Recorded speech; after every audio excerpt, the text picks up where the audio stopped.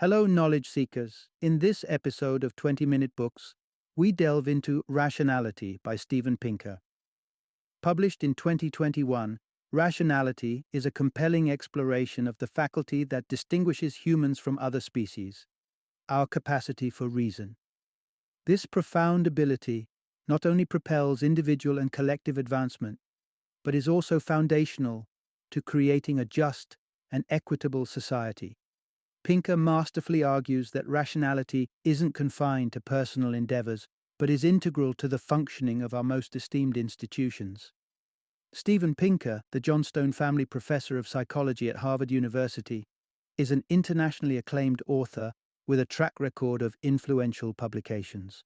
A member of the National Academy of Sciences and recognized as one of Time magazine's 100 most influential people, Pinker has consistently contributed valuable insights into human behavior and societal progress. His previous works, including Enlightenment Now and The Better Angels of Our Nature, have not only won him numerous awards, but have also established him as a leading global thinker according to Foreign Policy magazine. Rationality is a must-read for those intrigued by the potential of human cognition. From aspiring rationalists and philosophical minds to lovers of grand ideas, it's a book that challenges us to harness our inherent ability to think critically and reason effectively, pushing us towards a future where logic and clarity prevail. Join us as we uncover the essence of rationality and its crucial role in shaping a more rational world.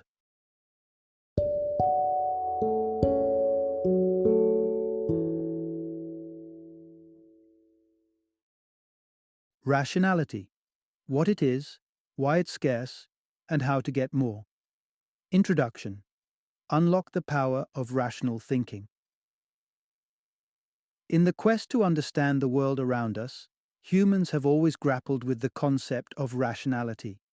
Although attaining perfect rationality might be as elusive as a mirage in the desert, the belief in an objective truth has been our compass. This guiding principle has not only shaped civilizations, but also enabled humankind to achieve what once seemed impossible. Imagine the profound impact rational thinking has had on our world. It propelled astronauts to the moon, turned the tide against deadly diseases by eradicating smallpox, sparked the information revolution with the invention of computers, and, in the face of a global health crisis, led to the creation of a vaccine in record time. These monumental achievements beg the question: what is the secret behind the power of rationality? Our journey delves into the very heart of rationality, uncovering the rules that govern it and how we can harness its potential to transform our lives and the world around us. Along this fascinating adventure, you'll discover intriguing insights. Firstly, why sometimes choosing not to know something is actually a strategic and rational decision. This concept challenges our intuitive belief that more knowledge is always better. Secondly, the tale of counting horse teeth becomes an unexpected lesson on the scientific method, illustrating how rational inquiry can lead to enlightenment and, occasionally, to surprising truths. Lastly, explore the paradox of how our dread of being taken advantage of can sometimes undermine public services and the collective good.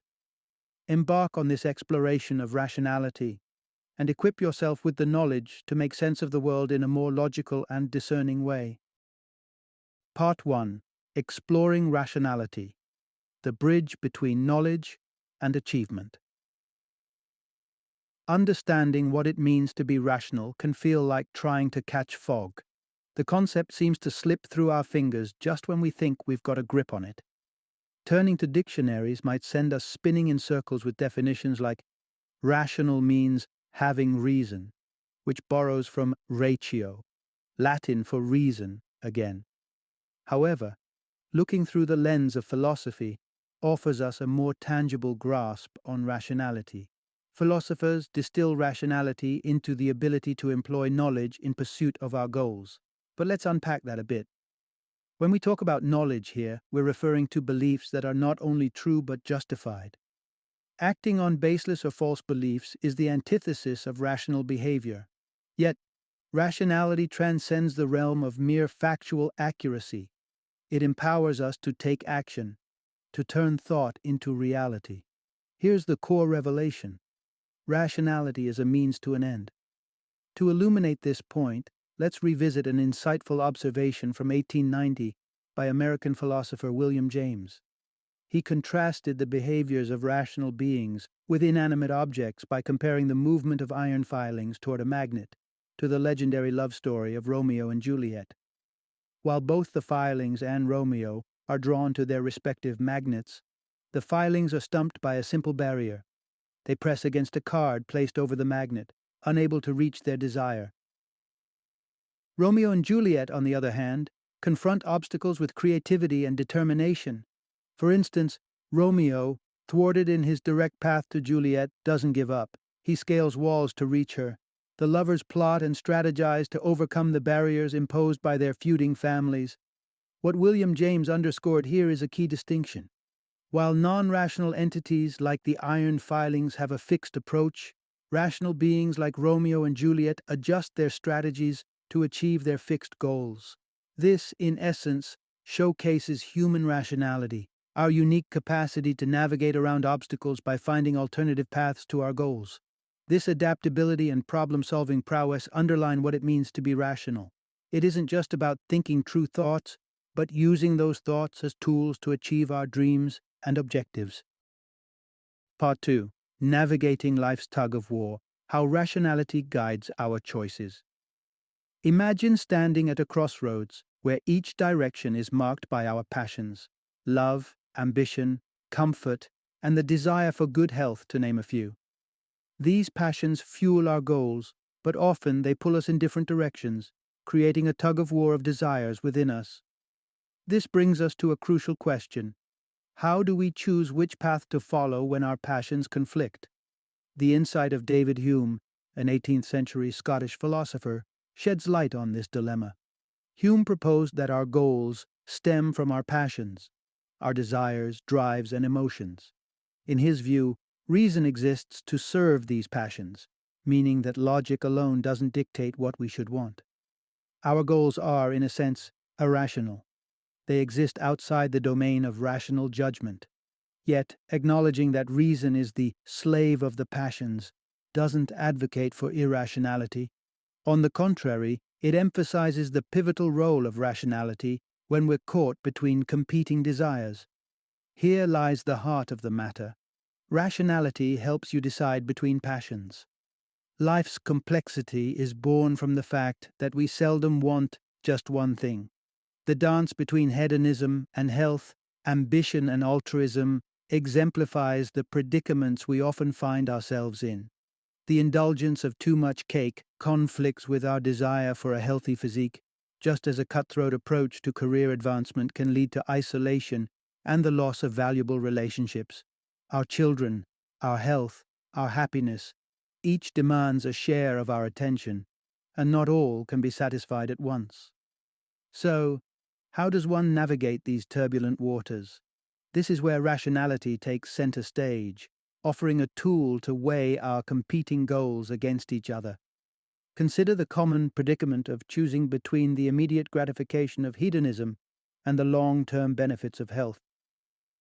A humorous perspective from a New Yorker cartoon suggests that the additional years gained from a healthy lifestyle arrive during our twilight years, humorously questioning their value. Yet, a rational examination reveals that a healthy lifestyle not only extends our years, but enhances their quality, making health a more valuable goal than the fleeting pleasures of hedonism. The trade-off between unchecked ambition and the cultivation of meaningful relationships illustrates a similar conundrum.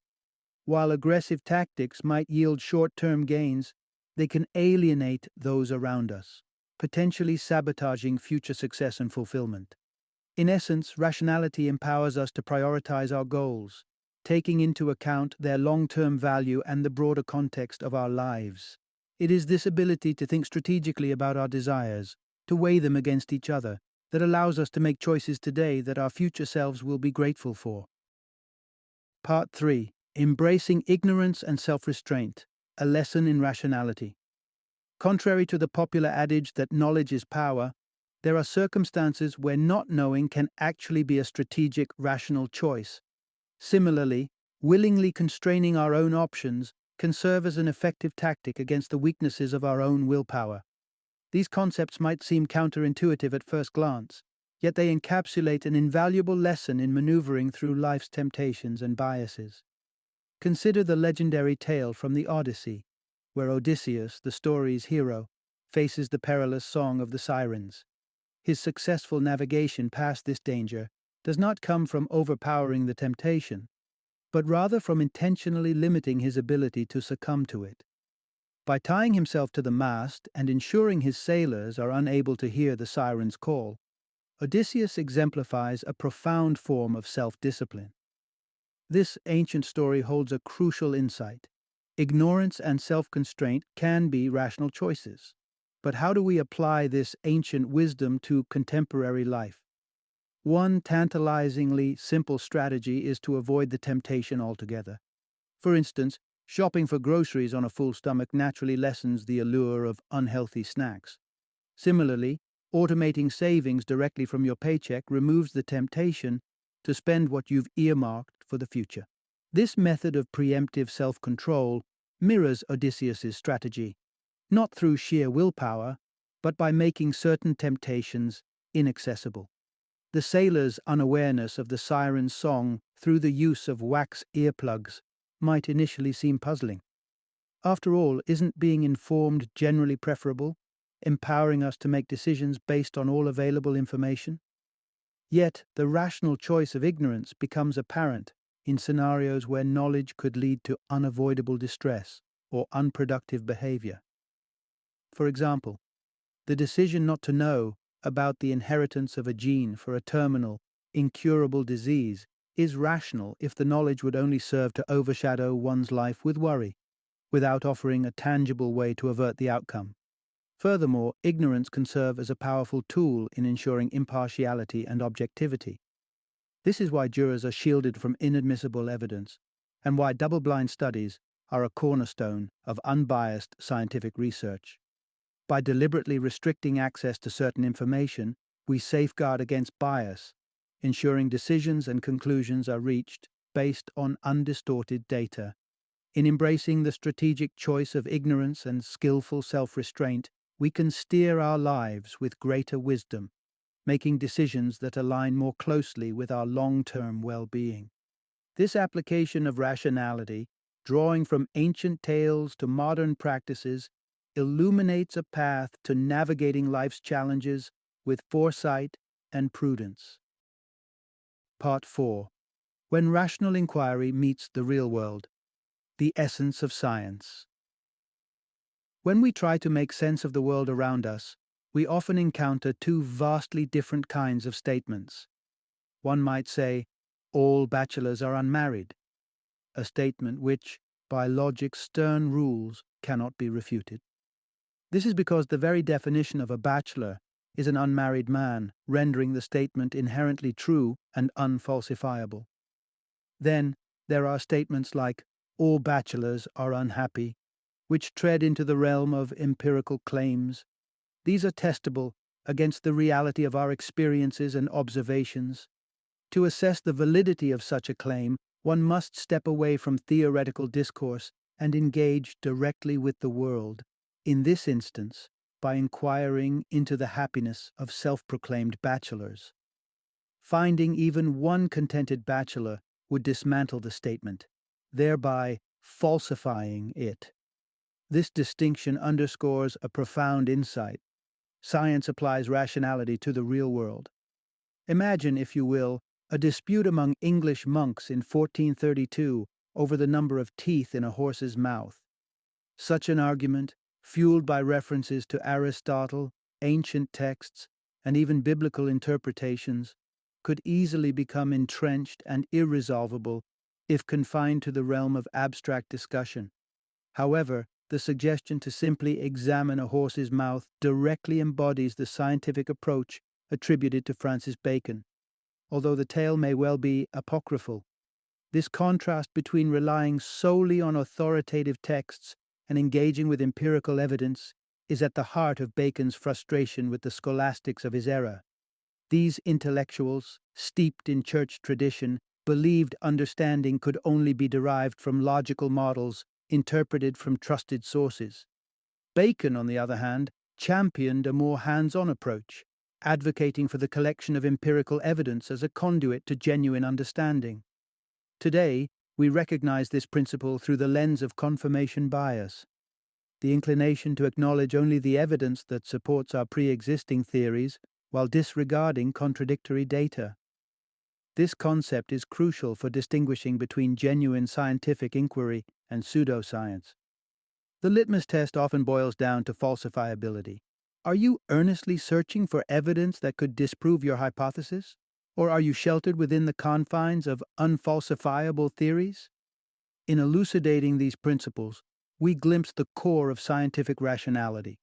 It's not merely about the pursuit of unassailable truths, but about a relentless willingness to question, to observe, and when necessary, to adjust our understanding based on what the real world reveals to us. This marriage of rational inquiry with empirical evidence defines the essence of the scientific method, a beacon guiding our exploration of the mysteries that unfold around us. Part 5. How institutions foster collective wisdom and rationality. The journey towards rationality and the pursuit of objective truth can occasionally seem like a solitary quest. Each of us, armed with our faculties, seeking to discern the real from the unreal. Yet according to the insights of David Myers and the enduring wisdom of figures like James Madison, this adventure is far from solitary. It underscores a powerful realization. Our collective pursuit of truth, facilitated by well-designed institutions, can help us overcome our individual biases and limitations, guiding us towards a more rational and impartial understanding of the world. Monotheism, as described by psychologist David Myers, presents an intriguing parallel to the principles of rationalism. It suggests two foundational truths: the existence of a singular truth or deity, and the humbling acknowledgement that we, as individuals, are not the embodiment of that truth. This analogy beautifully captures the essence of rationality.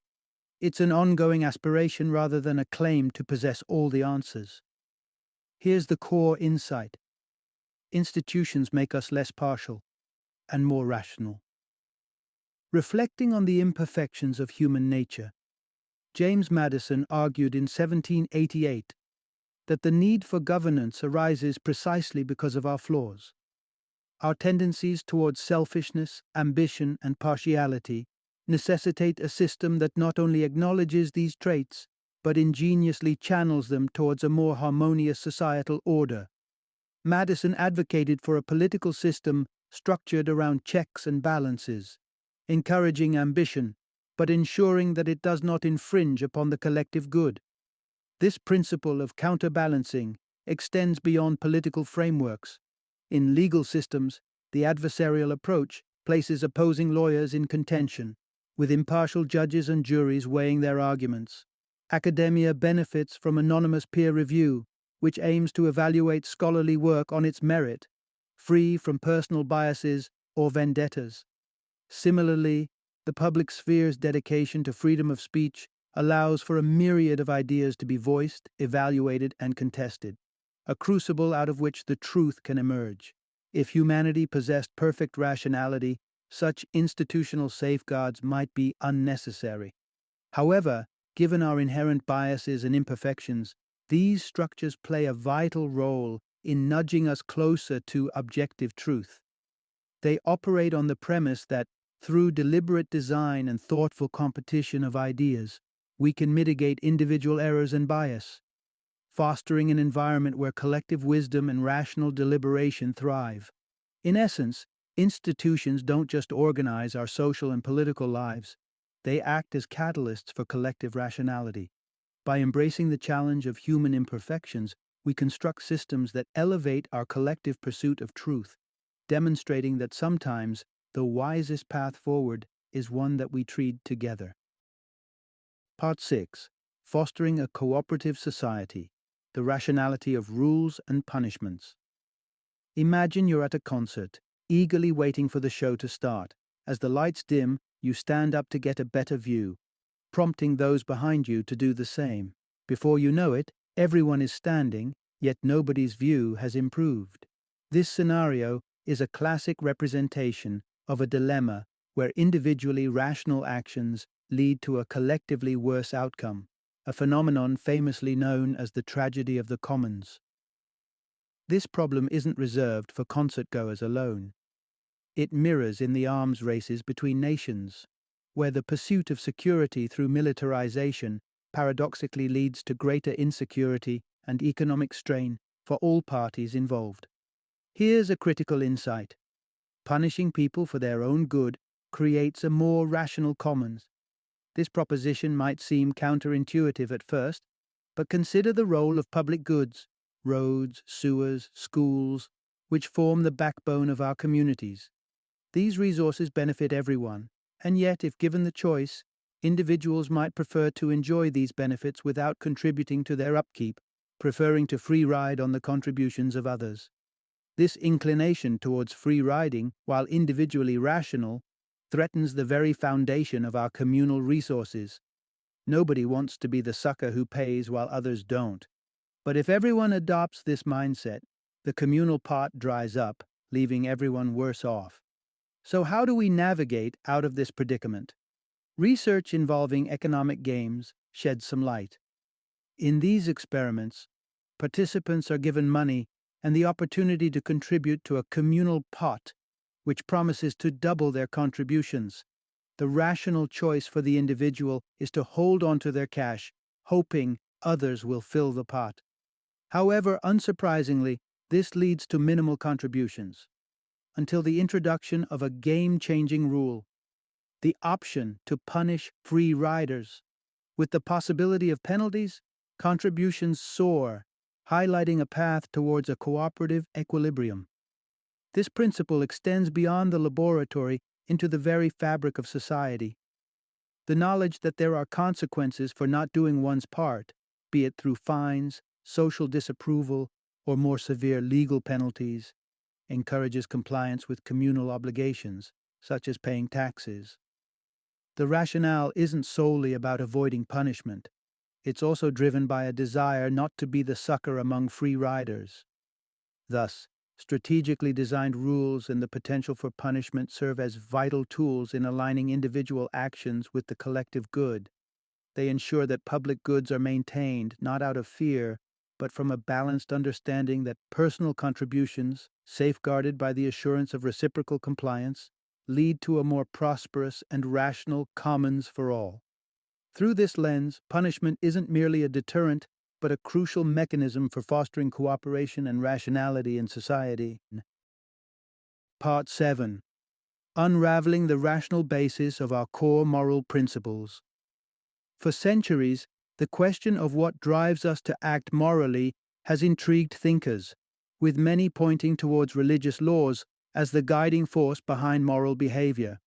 However, a deep dive into philosophical and ethical discussions, dating back to the era of Plato around 2,400 years ago, suggests that our adherence to morality might not solely hinge on divine commandments.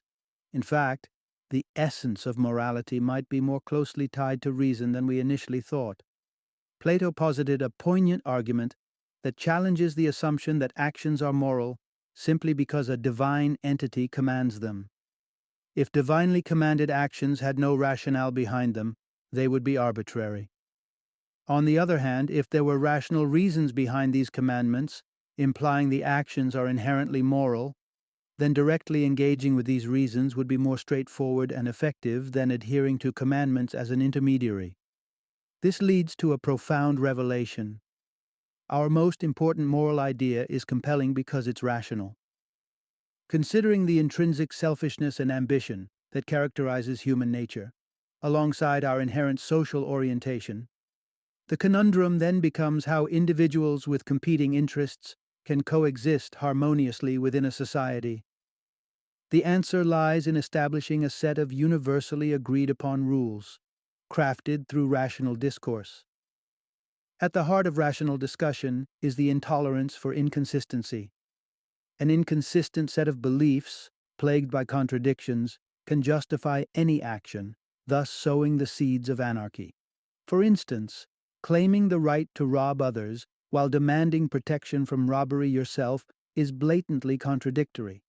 This rule fails when we recognize that everyone is simultaneously an I and a you in another's perspective, exposing the irrationality of asserting rights for oneself that one would deny to others. This realization nudges us towards an equitable solution, the adoption of rules that apply universally without exception. Such rational discourse leads us to the Golden Rule, a principle that transcends cultural and religious boundaries, advocating for the treatment of others as one would wish to be treated. This rule resonates across the spectrum of human belief systems, from Hinduism and Buddhism to Confucianism, Christianity, Judaism, and Islam, each tradition articulating its own version of this universal moral guideline. Furthermore, this principle forms the bedrock of our moral education, often invoked in the timeless question, "How would you like it if someone did that to you?" Through this lens, the Golden Rule not only represents a pinnacle of moral reasoning, but also underscores the inherently rational nature of our most cherished moral ideals. By grounding morality in reason, we recognize the capacity for ethical behavior as not just a divine mandate but a rational choice, deeply embedded in the fabric of human interaction and societal coexistence. Final summary. Rationality serves as a crucial compass in our journey through life, empowering us to chase our dreams and organize our aspirations in a manner that aligns with our long-term welfare. It offers us a methodology to objectively assess the trade-offs between immediate gratification and our future goals. However, the landscape of rationality is filled with intriguing nuances and paradoxes. There are moments when choosing not to know, embracing a form of strategic ignorance, is actually the more rational option, protecting us from the weight of knowledge that could potentially skew our actions or peace of mind. Additionally, rationality unveils a paradox in the fabric of our social lives. When individuals act purely out of self-interest, the collective often suffers, a phenomenon known as the tragedy of the commons. It's within these paradoxes that the value of institutionalized rationality shines brightest. By integrating rational principles into the structures that govern our societies, we not only mitigate against the pitfalls of individual biases, but also foster a fairer, more cooperative living environment for all.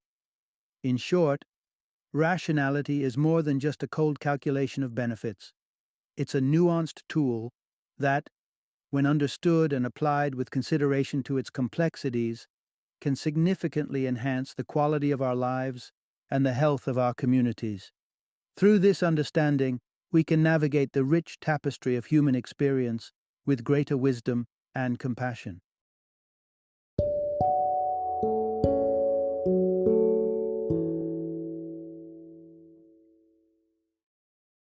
Thank you for joining me today on this journey of learning and discovery as we explored the insights of another thought-provoking book in our growing library of knowledge.